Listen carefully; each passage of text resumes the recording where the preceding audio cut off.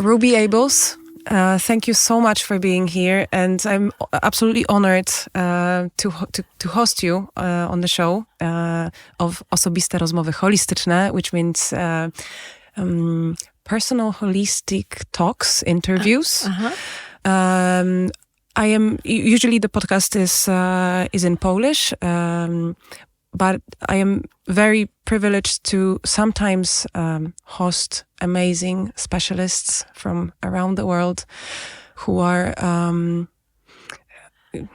can't speak Polish. Can't speak Polish, but they bring to Poland amazing knowledge and amazing tools to support us in our health and balance and mind-body connection and mental health. Yes. And Roby, this is really, really extremely exciting, and also I feel very honored to have you here, knowing your amazing story behind you and how experienced and amazing you are. Oh, so, thank you. For all of those who can't speak English, we invite you to YouTube because there's subtitles available in Polish, and we're going to talk today about a method that I am how do you say, mind blown. And it's this method is not yet that known in Poland, I think, or around the world, and I hope it will be soon. It's Brainspotting. You are integrative somatic therapist or psychotherapist? Yes, psychotherapist. You have worked on mind-body connection for many years, as you said, I think 40 years by now? Yeah, 40. 40 years.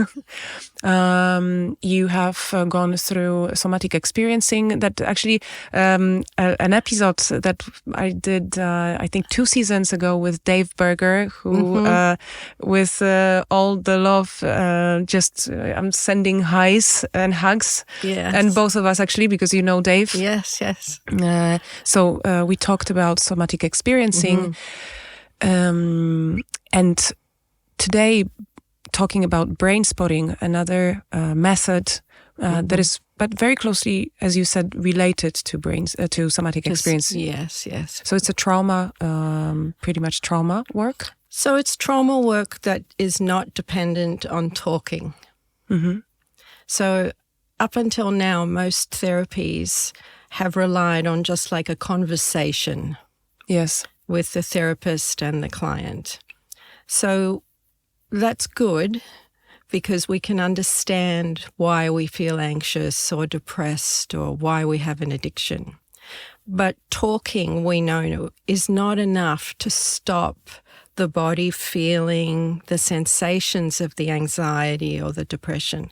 It gives us understanding, insight, but really not much more. So both somatic experiencing and Brainspotting work specifically with the body and the emotions to resolve that. Then along with the talk therapy, you understand what happened and your body can stop reacting to the unhealed issues. Is this a method that goes as a complementary method to, say, strictly talking therapy? Yes. So Brainspotting is interesting in a lot of ways. We could talk for many days, you and I. So, but what it does, it bypasses the talking brain and goes straight into the part of the brain that, in my opinion, has the capacity to heal us. So it's like the immune system for illness. So I think it's the same part of the brain. So if you have a cold or a flu, your body, or you have a splinter in your finger, your body just starts going into repair. And we don't have to do anything. It just starts to repair and resolve whatever is happening physically. So I think Brainspotting and somatic experiencing come from the same part of the brain that all its job is to just find what's out of balance and rebalance it. And we don't have to do anything very much to access that part of the brain. And once we access that part of the brain, it's just like a light switch goes on and it starts going to work to do what it's meant to do, which is start to sort of, take it apart and put it back together and make sense of it, but also make the body feel calmer again. Or if you feel too flat, then you get more energy again. Why do we need to access another part of the brain that isn't accessible on, like, say, daily life to actually start healing? Because what we were doing wasn't working.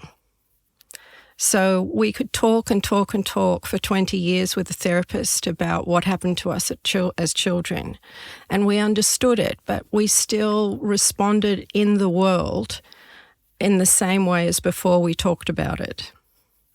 So we knew there had to be more. Most therapists take more and more training because we get frustrated that we can't help our clients really resolve to, like, so it's not affecting them at all anymore. So it's taken a long time for people like Peter Levine, who developed somatic experiencing, and David Grand, who developed Brainspotting, to realize we have to work with the body. The body is the part we've left out of therapy. It's as though we're only a head. Yeah, very fragmented. Yes, and we have to work with the whole organism. Yes. I have to tell you, like, something very, very briefly from my own experience of meeting Brainspotting or somatic experiencing or other therapies, like body-oriented therapies. I have a long, amazing experience in talking therapy, being in talking therapy. And at some point I felt like I'm reaching exactly what you described. So reaching a point where I know and I expand my knowledge about what is healthy, what should work, what to leave behind already, what mechanisms are not supportive anymore. But it didn't transform into lived experience. Exactly, lived experience. Yeah. And then I had this year actually of just experimenting. I was so tired that I thought, like, okay, I'm not gonna, like, rationalize anymore, just to experience. And that was the most effective year, I'd say, with pushing my balance forward. Yes. And then coming back to talking therapy, I experienced it completely different, because suddenly this mind-body channel was connected, exactly. Something, but I think it wouldn't be possible if I haven't tried to focus on the body for this year that I have. Can you say something about, I would like to also, it's so funny, like we talked a little bit before the recording that I'm always like to be very prepared, but the conversation always goes differently. But in the back of my head, I have questions for you of problems of our times, and if Brainspotting is maybe a remedy or one of the remedies for problems of our times, and especially talking about trauma and addictions. But as we jumped already into Brainspotting itself, could you describe what it is? How do we work with this on this method, with this method? So maybe the easiest way is to give you an example of how David Grand, the developer, how he first noticed something very interesting in a client. So he used to work with a modification of EMDR therapy, which was very slow. And he used to work with elite athletes. So doing performance work using EMDR. And EMDR is a therapy that is eye movement. Yes, it has to do with moving your eyes, which is also a way. The eyes are a way into the middle of the brain, which is where all the body is, and everything that's not talking is in the middle of your brain. So what is it? It's like automatic reactions. Yes, so it's like fight, flight, freeze. Something that is faster than our thinking. Yes, much faster than language. And emotions as well? Emotions are there as well. Body movement. So David was working with a young ice skater, and she was working at a elite level, and there was one jump she could never do properly. It's called a triple loop, and that has to be a part of every program. So she could do much more complicated jumps, but that one she always fell. Was it because of She fear? didn't know. Or She didn't know. She had a block. A block, like a rider's block or an athlete's block. So David had been doing his very slow EMDR with her for over a year. And then he talked to Peter Levine about the body, and he showed Peter Levine how he was moving his hand for the skater to follow. And Peter Levine said to him, David, that's still way too fast. It has to be, the eye movements have to be very slow or not moving at all. So David had that in the back of his mind one day when he's working with this young ice skater. So was it that she had to follow his hand movement while she was thinking? So this one day, he said to her, think about the moment it goes wrong. That just the second before the jump goes wrong. Because she can go into it and you have to spin 3 times and land. It's very complex. And so she was thinking about that, and he was moving his hands in front of her eyes, and suddenly he got to a spot and her eyes wobbled like this and then just froze like she was staring at his fingers. And he remembered what Peter Levine said, which was slow it down or stop it. And he stopped his fingers, and she had a fixed eye gaze on where his fingers were. And they'd done over a year of very good therapy. And in the next 20 minutes, a lot more material that she had never thought of before, she started saying rapidly. And, things about being a teenager athlete, your whole family is... So having fixed your eyes, your gaze on one spot, thinking of a problem or maybe implementing an issue that we want to work with. Yes. What's our job then? Our being the client, or our being the client. So what she was doing was just letting her mind go wherever it wants to go. And suddenly when her eyes stopped moving, a lot of material from the middle of her brain started. It's like when you look at an iceberg and there's a little bit on the top and it's so much below the water. So what David found was by holding her eyes in a fixed position rather than keep them moving, she was able to go deeper and below where she'd been able to go before. And a lot more material came out, and then the next day she called David and said she did the triple loop many, many times, never a problem. Wow. And yes, that's what David thought. Wow. And he thought, I found something. He didn't know what he had found. Is it that only by letting these stored, because as I understand, in the part of the brain that you described as this central part of the brain, all these instincts, emotions, maybe also traumas are stored. Yes. And is it that when we fix our gaze on this spot, and only by letting out these images that come, this is already healing to Yes. just release? So most of this material we don't know on a conscious level. We don't remember it every day. Yeah.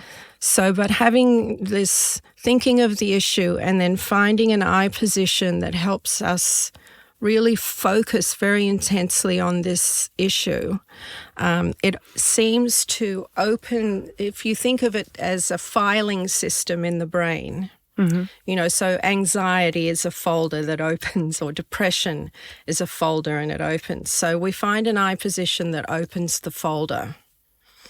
Might be trauma, something that happened when you were 12. By holding this eye position, it opens the folder in the brain. And the client doesn't have to do anything but just let whatever comes into their mind or body just notice it. And the brain starts to open the file, hold open the file, while this innate healing mechanism that we all have, like the immune system, but for emotions and sensations, that starts going to work the longer the person looks at the fixed eye position. What if it's too much? What if it's just too much? Intense. Too intense. So there are ways that have been developed in Brainspotting that we can go in very gently. We can go in, if we usually ask people, when you think of the issue, on a scale of 0 to 10, how intense is it? And if someone says it's a 5 or a 6, we can find an eye position that makes it even like a 7. Or if they say it's 8, 9, 10, we can find an eye position that makes it feel more like a 5. So that's one of the beautiful things about Brainspotting is there have developed a lot of ways, like on a radio, you can change the volume. So in Brainspotting, the therapist can very quickly dial the volume down for you if it starts to get too much. And you can just take your eyes off the eye position. You can just look at the therapist, look out the window. You can do 5 minutes of Brainspotting and the rest of the session just talking or doing some other kind of therapy. So it's very easy to weave Brainspotting into any other kind of therapy, whether it's even chiropractic, any other therapy. So it's a healing system that's already in the brain that we just find a fixed eye position that correlates to the issue and the brain goes to work. So you can do that in the middle of any other therapy session and then go back to what you were doing, or you can have a whole session doing it. So what happens often is people will start to feel something in their body. And we use a lot of metaphors that were hints, really. Like when you break up with your partner, you say, my heart is broken, or like, oh, I feel like I have bricks on my shoulders. So the body's been trying to tell us, that we feel things very physically. We even use it in our language. Like if you say you broke up with your partner, it's always about, oh, my heart is breaking, if we have a loss. Or I feel sick in my stomach, I have an exam to go to. So the body's been trying to tell us, notice and help my body feel better, as well as the emotion and the thinking around everything. And Brainspotting and somatic experiencing are beautiful together. Because you can open the file in the brain, the innate healing system goes to work, and then you can also assist the body more to help it release what is trapped in the body. Can I ask you about healing? Because you're it's a word that comes back. Do you believe that we can actually heal from really deep wounds? And how do you understand healing when you refer to it? I absolutely believe we can heal. Yeah? Oh, great. I've been doing this for 40 years. I would have given up 39 years ago if I thought there wasn't some way we could really heal. I believe that people might not, so you're not the same person tomorrow that you are today. So healing may be different for you tomorrow than you think it today. But definitely for most people, they can heal 100%. For some people, it might be less, but it will make their life much more livable. Do you know what I mean? Yes, absolutely. You may not get to 100%, but you can at least get to 70, 75, 80. And people walk around with 0. Yeah. Any improvement can be life-changing. 50% can be life-changing for people. Yeah. So, and with Brainspotting, we always say, why not try? Yeah.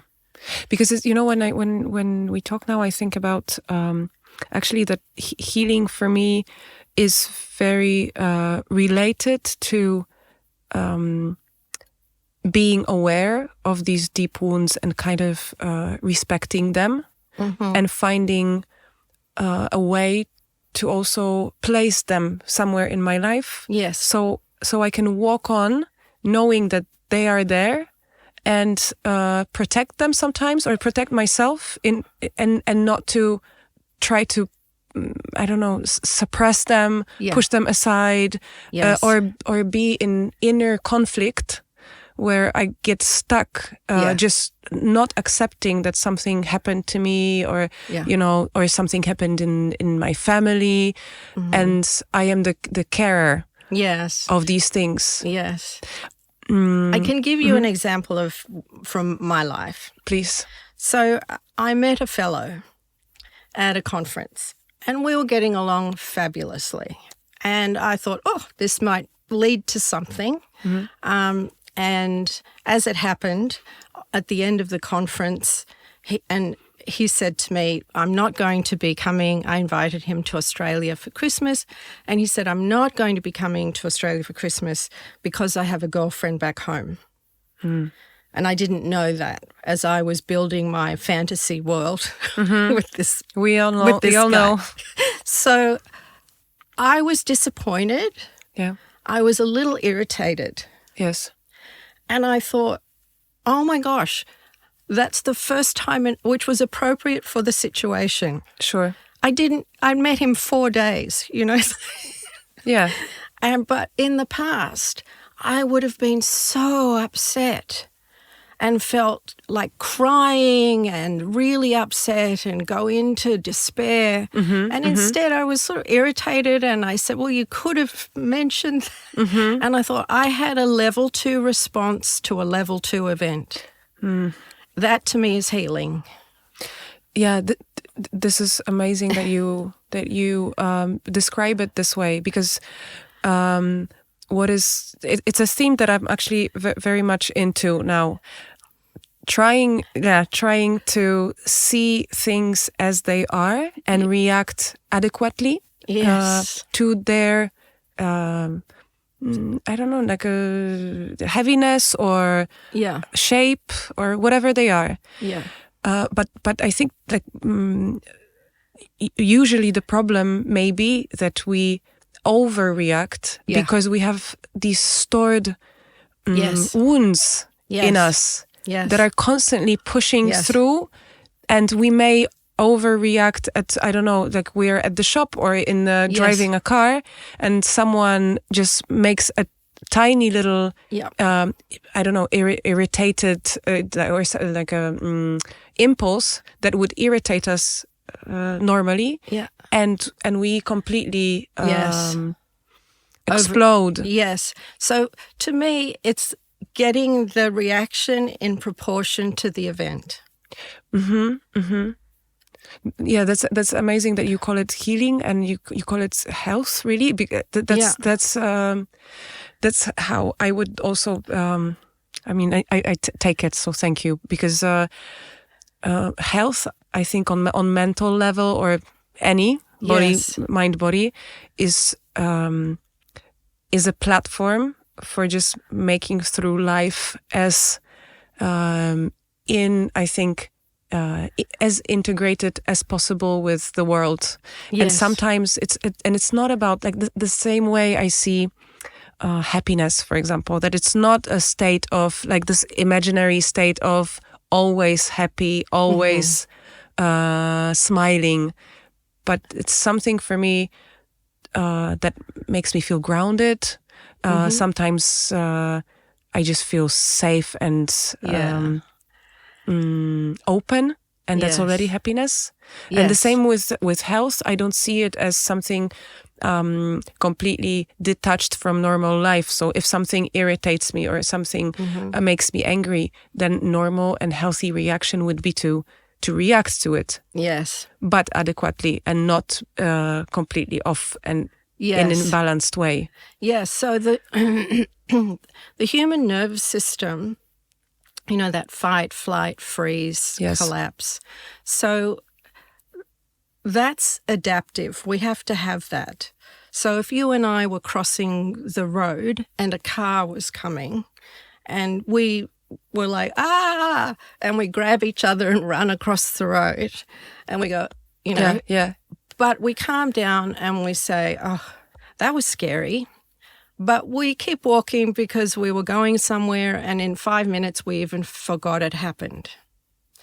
The problem becomes when we can't forget, our body doesn't know the event has finished. So the problem is that we're in that instance, we're in flight or anxiety, and the body needs a cue, like a light switch, to say, you made it across the road, you're safe, everything's fine. And then the body resets back to neutral. But what happens with trauma is the body doesn't get enough cues from the environment, from inside, from outside, that we made it through the event. So it stays stuck in anxiety. That's the problem. It doesn't reset. So with brain spotting, what happens in the healing part of the brain is it resets. And then we can come out of the anxiety and say, you know, that day we were walking and that car came, I lived. Often the reason people are stuck in trauma and fight, flight, freeze, collapse is they don't know that they survived whatever the event was. Because often when bad things happen to us, we feel like, I'm going to die now. Yeah. And the body needs a lot of information, which you can't get from talking, that you survived. So do you want an example? Yes, please. Yes, please. So, and this gentleman has allowed me to share this because it was extraordinary. So I was teaching brain spotting and he volunteered to be my client. And he was talking about an instance where as a teenager he was electrocuted. Electrocuted. So lightning strike. So he was playing football in the rain with friends. Wow. And they decided to leave because it was raining too much. And he grabbed the metal gate at the exact moment lightning hit the gate. And this was, 40 years before. So when we were talking, when we were doing brain spotting and finding a spot, he kept making a movement with his hands like this. And so because I like to combine somatic experiencing with brain spotting, I asked him, what is this movement your body is making? And he said, if I look down, I'm going to see my ribs open and inside my body. So It was a movement of opening the body. This was his ribs, like, right? And he kept going like this, like his ribs were opening. And so... Did it happen for real that he had a... Nothing happened. No. A wound or something? Nope, nothing. But it was in his mind that if I can't look... And he has neck problems, migraines, shoulder problems, because his head is always trying not to look at his chest. Yes. So I said, well, let your hands find the information. So he started moving his hands on his shirt. And he's like, oh my gosh, there's no hole in my chest. That was while being On a brain on spot. Brainspotting. Yeah. And he had never noticed before. Like obviously he'd showered, he'd touched his body, but he had never noticed that there was no hole in his chest and that he survived this lightning strike. It took being on a brain spot, so his eyes were fixed on the position of the moment Yes. the lightning hit, and then he was using the somatic experiencing part, which is, and I encouraged him, like, put your hand under your shirt on your skin and let your hands tell your body what it notices. And he's like, I'm all in one piece. And then eventually he said, oh my God, I survived. And he kept saying it over and over, I survived, I survived, I survived. And he had never in years of therapy got to that point. So that was extraordinary to me. And that was like 25 minutes. Yeah. Yeah. What I experienced, and also another greetings to Damian, my very, very close friend, Damian Dudkiewicz, who is going to take a course with you because this is the reason why you're here, because you're teaching Brainspotting in Poland right now, starting tomorrow or in 2 days. In a few days. Fortunately. Yes. But of what I experienced in Brainspotting is something that you describe now that is so powerful. Being so extremely focused, and something that there's no additional thoughts entering that moment that we dare to touch. And I believe that this is where the information is really drilling in, sinking in. Yes, connecting, because it's a very powerful state of mind also, but as you describe, very body connected. And what I also experienced in my Brainspotting moments was just being so free and not controlling myself in a rational way, but letting my mind go wherever. With the help of someone, a supervisor or a therapist. Yes. So there is no right and wrong, and this is what I really love about this method, that it never tells you like, okay, we should go this way or we should go this way. But suddenly, out of a very distant problem, you would think, you end up in a root cause problem that I would never connect these two. Yes. So say when I was 3 years old, things happened. Yes. And suddenly it would take me probably 100 years of therapy to go to connect the dots. But you couldn't, because it's like, if we go back to the iceberg, what you know is above the water. And what you don't know is below the water. Yeah. So in 100 years of therapy, you can't know what you don't know. Yeah. Yeah. But but how do we should we?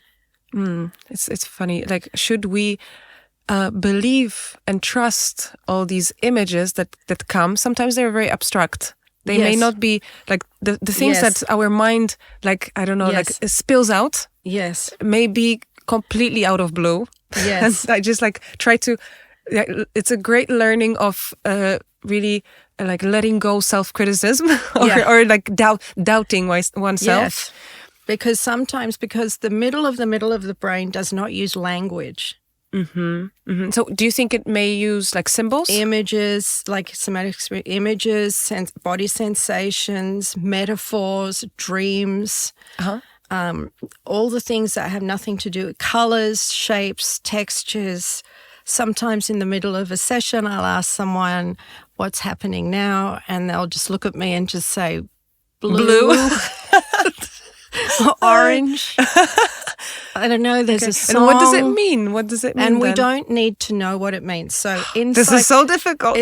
But it's so freeing. It is. It is true. Because we can spend a lot of time wondering why you chose blue rather than yellow, but you didn't choose it.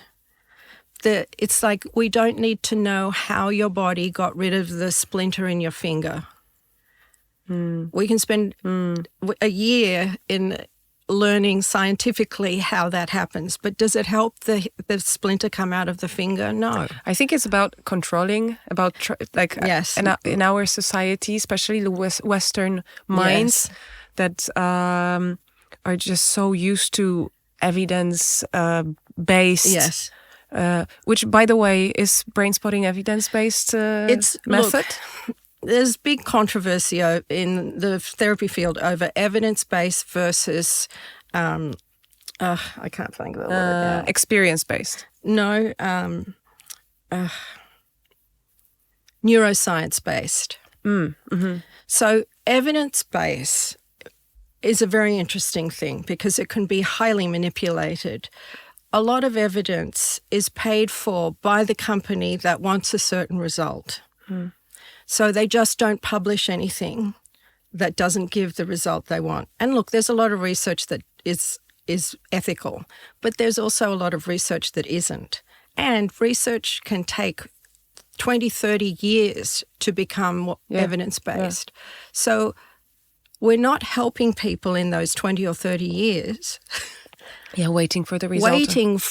It's like waiting for COVID vaccine for 20 to 30 years. Yeah. How many more people would have died? Sometimes you just have to say, all these therapists are having amazing results. Let's just keep doing it until the evidence shows. Because I can give you 1,000 clients that will tell you Brainspotting helped them more than any other therapy. That's not considered valid research, because what's not considered valid is people's own experience. Yeah, absolutely, absolutely. That's not part of the equation in evidence-based. Yeah. Whereas with neuroscience-based therapies, which Brainspotting is, we know so much more about the brain now and how it works. So we can say, so this is how we think this is working. And so there's a big controversy in the field now of really leaving evidence-based therapy behind and looking more at neuroscience-based therapies. Also, Brainspotting is quite new, actually. Yeah. Brainspotting's only from 2003. So there is research. You have to have thousands of peer-reviewed journal articles. And there's people who practice Brainspotting, therapists, are much more interested in helping clients than doing research.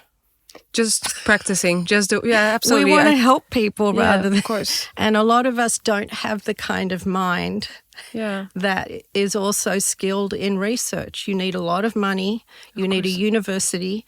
You need it's a very complex thing. So what David has done instead is go to neuroscientists and said, look, this is what I'm doing.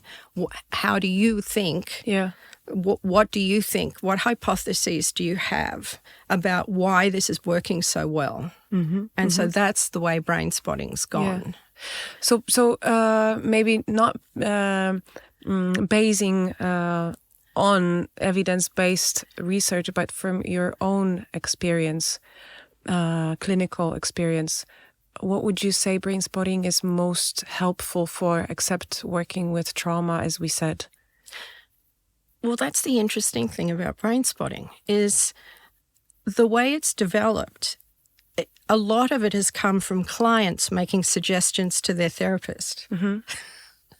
So a colleague of mine was explaining how to do what they were going to do that session, and her client completely misunderstood and started doing a whole other thing that was so much better than what she had suggested. So then she started incorporating that with other clients. So Brainspotting's good in that you can use it really pretty much for anything. So when I went to Brazil to teach, and many countries who are very religious, Catholic, like Brazil is a very Catholic country, I think Poland also. So we can help people find an I position where they look and they feel connected to God or Jesus.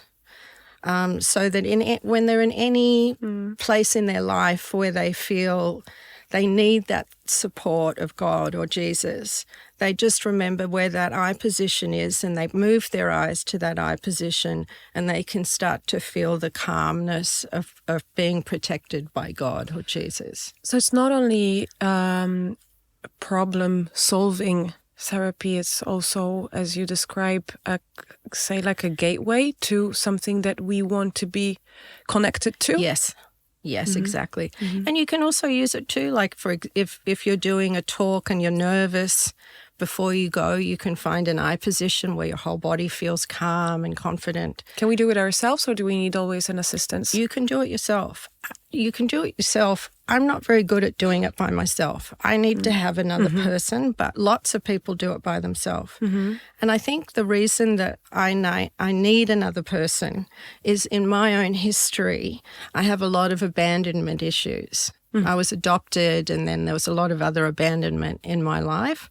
So to have another person take the time to sit with me while I'm doing anything is huge for me. Yeah. So I think that this relationship, even we're having now together, I feel you're with me. Yeah. And that helps me just be with you even deeper.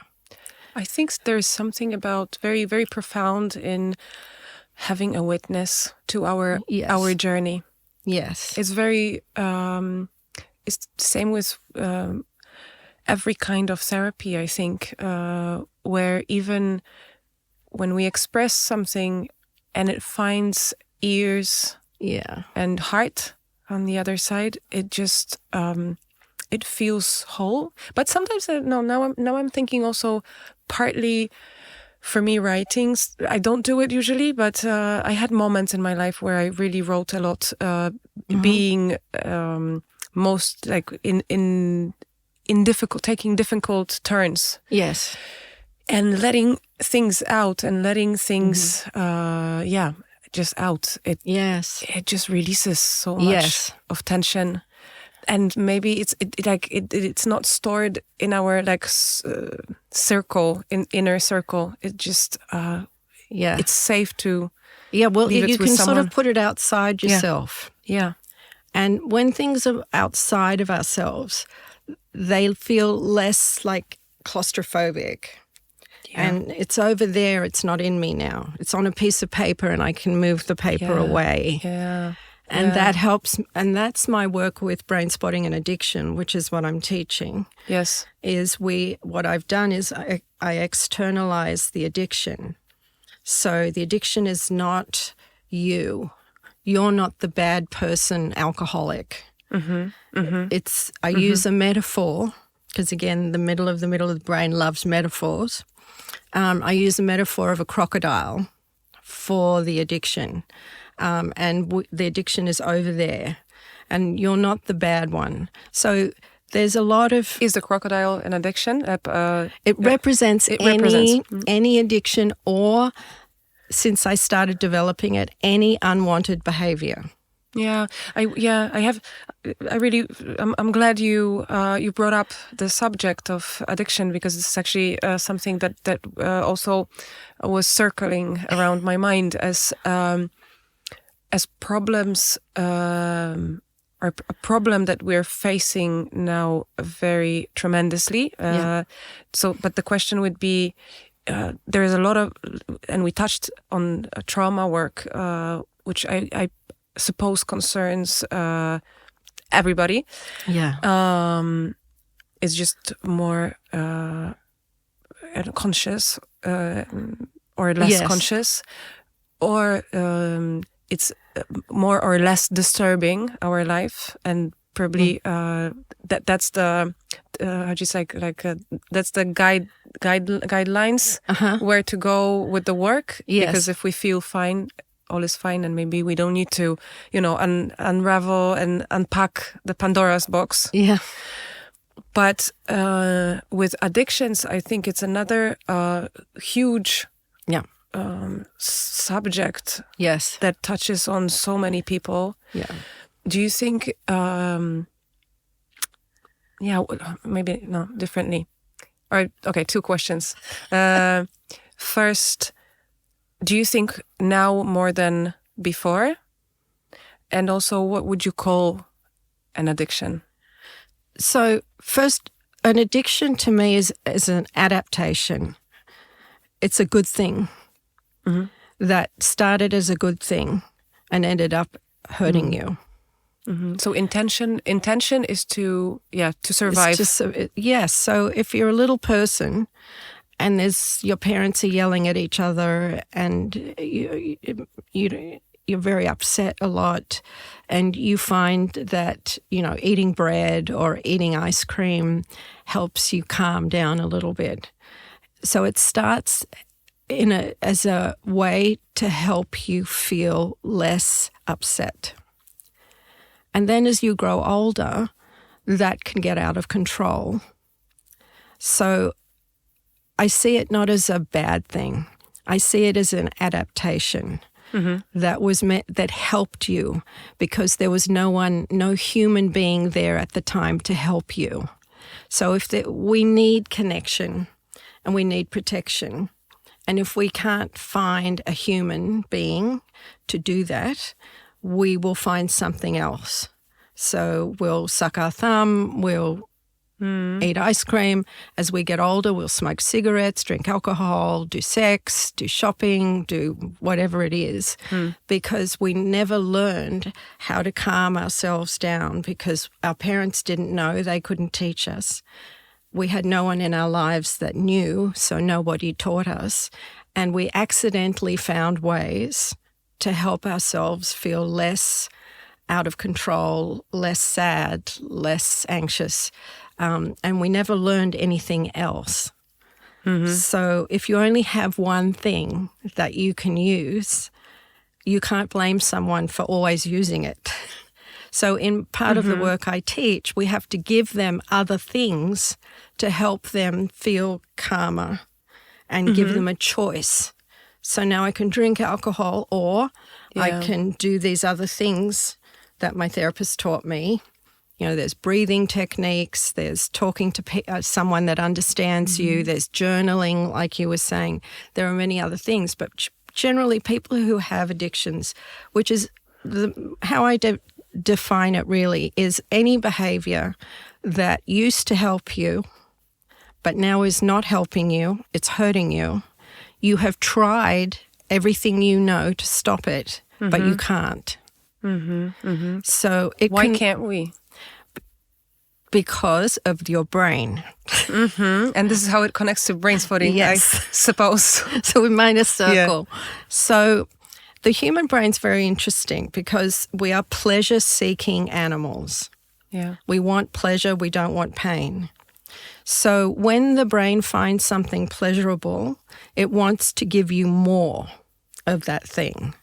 So if you imagine like a little tree, and it's got, the stem and a few branches and a few little leaves. So those are like receptor sites in our brain. So there's lock and key in your brain. So there's a lock, and that might be alcohol, and you put in the key and turn the key, and then the receptor site can hold the alcohol and your body starts to feel the effects. So if you've only got, let's just make it simple, if you've only got 10 of those, after that, you can't take any more alcohol and feel any better. The rest of it doesn't have anywhere to lock onto. So your brain starts to grow more.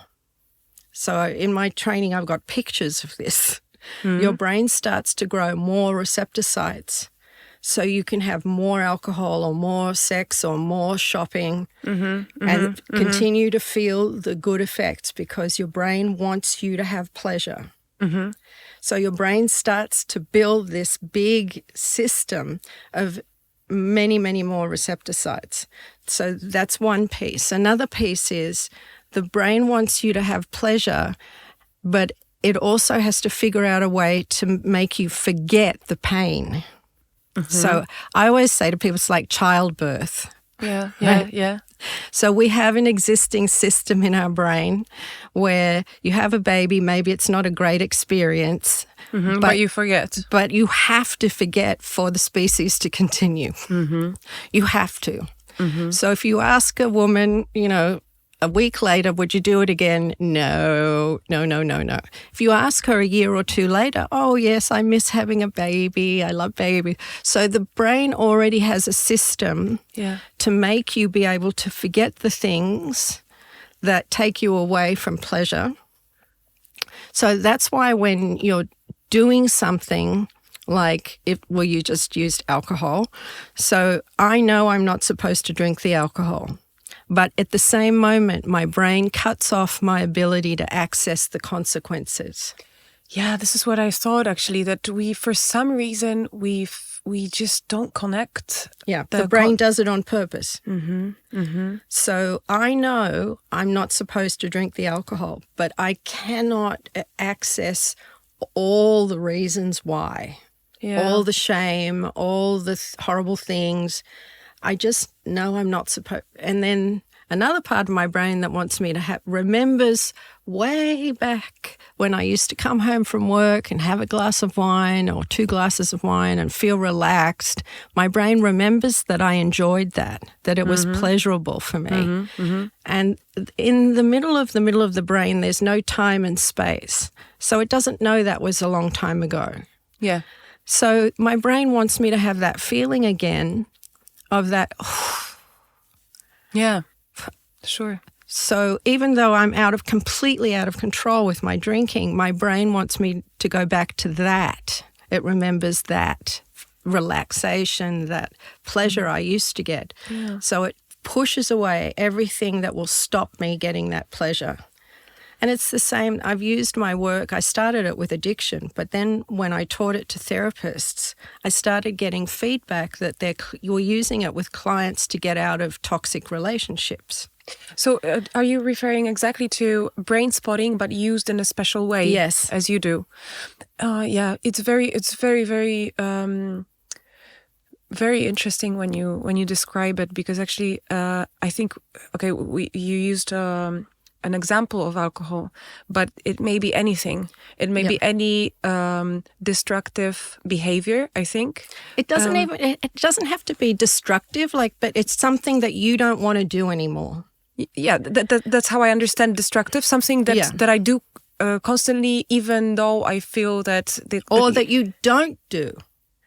Or I don't do, exactly. Or I push away. Yeah, if you know that walking an hour a day would be really good for you because your heart doctor told you, but you don't do it. Yeah. It's destructive in a way. Yeah, absolutely. But it's not immediately destructive. It's a future thing. So anything that you want to change and you've tried to change, but you can't. But why do you think we have this mechanism? This mechanism of self blocking from because pleasure. We're pleasure driven animals. Yeah. So now I think all the Netflix series. Yes, exactly. Yeah. Yeah. It's all the food that is unstoppable, even though it's the amount. Yeah, even if you're eating healthy food. Yeah, sure. But you're eating too much healthy food. Yeah, I'm super example. So I'm talking from the experience. Yeah, so it's anything that you've kind of lost control over. So the work I do with Brainspotting connects in your brain, the 2 parts of your brain. So when we're in craving, we can't access our consequences. That's the simple version.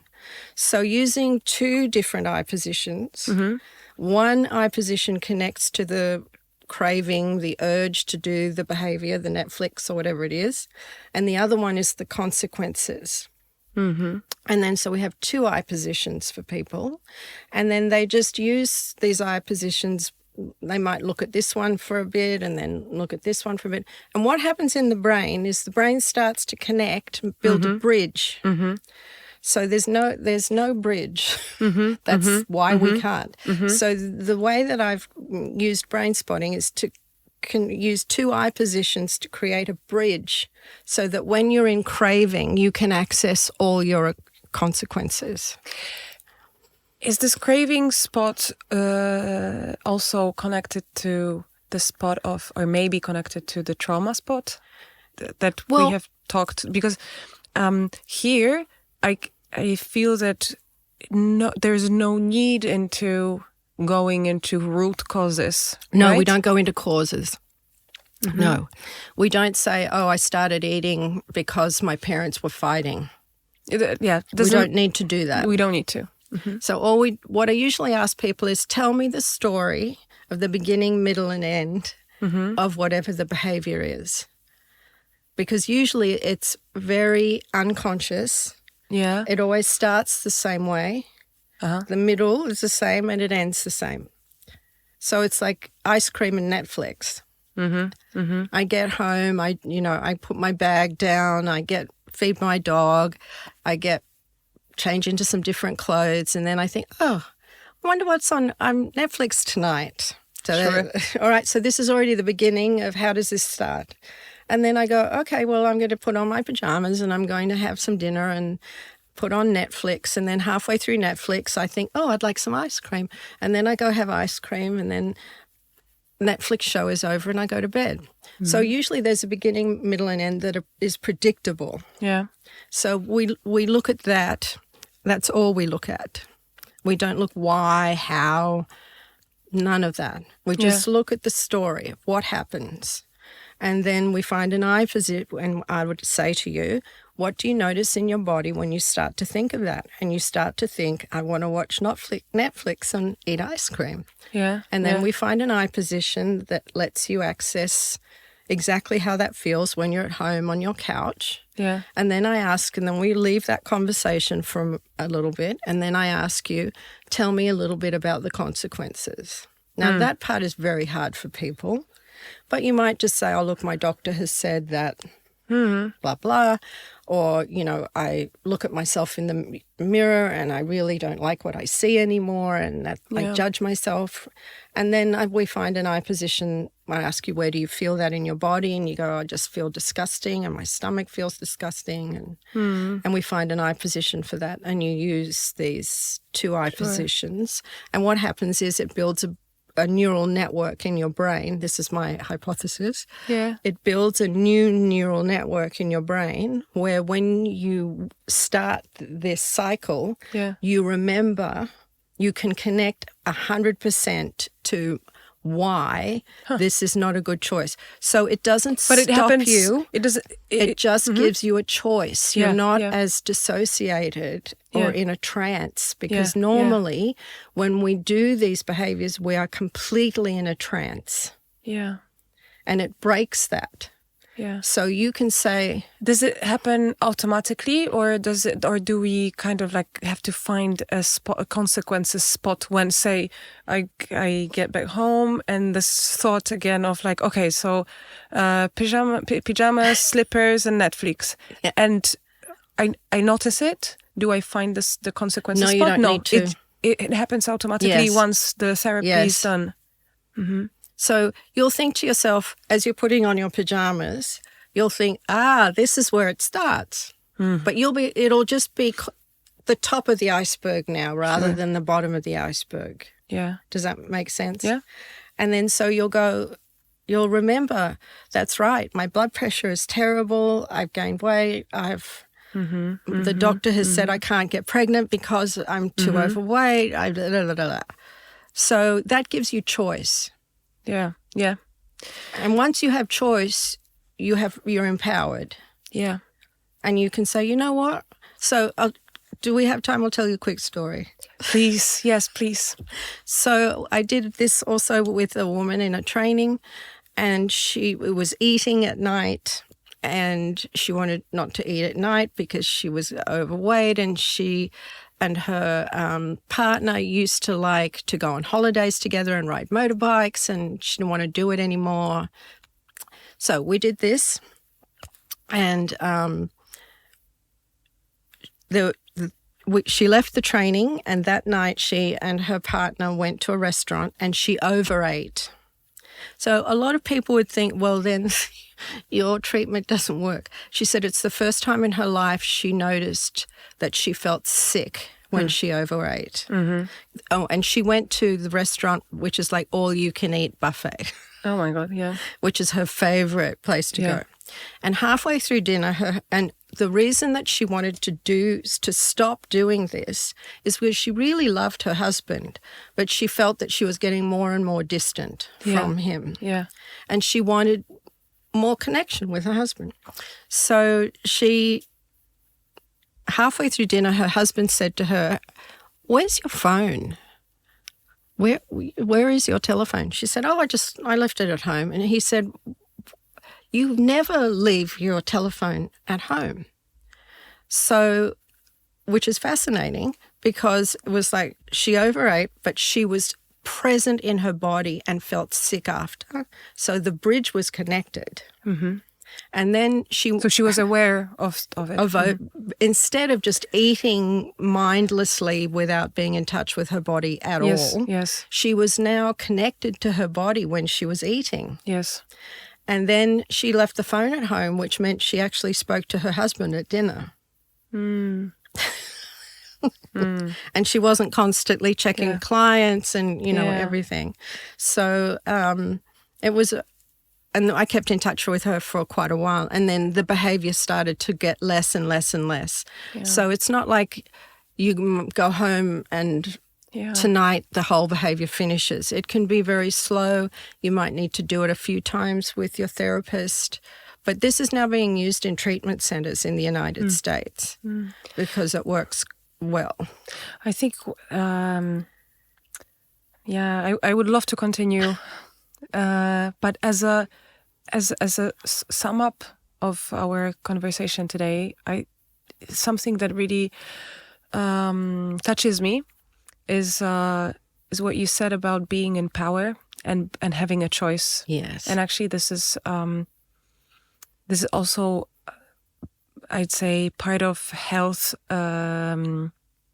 description. How I would describe being in health is being aware and making choices and taking responsibility for ourselves where we can.